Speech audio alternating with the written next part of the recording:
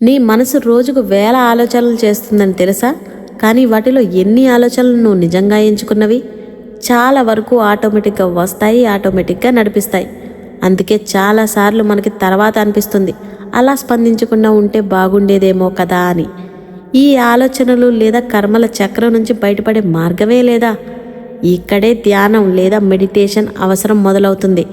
Meditation అంటే కాసేపు కళ్ళు మూసుకొని కూర్చొని ఆలోచనలో ఆపడం కాదు, నీ బ్రెయిన్లో ఆలోచన వచ్చిందని గమనించే శక్తిని పెంచుకోవటం. సైన్స్ కూడా ఇదే చెప్తుంది. మన నర్వస్ సిస్టంలో 2 మోడ్స్ ఉంటాయి. ఒకటి ఆటోమేటిక్ రియాక్షన్ మోడ్, ఇంకొకటి కాన్షియస్ రెస్పాన్స్ మోడ్. ధ్యానం చేసినప్పుడు శరీరం రియాక్టివ్ మోడ్ నుంచి అవేర్నెస్ రెస్పాన్స్ మోడ్లోకి మారుతుంది.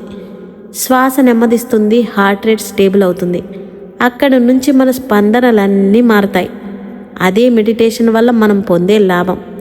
ధ్యానం అనేది ఎస్కేప్ కాదు, కంట్రోల్ని తిరిగి పొందడం.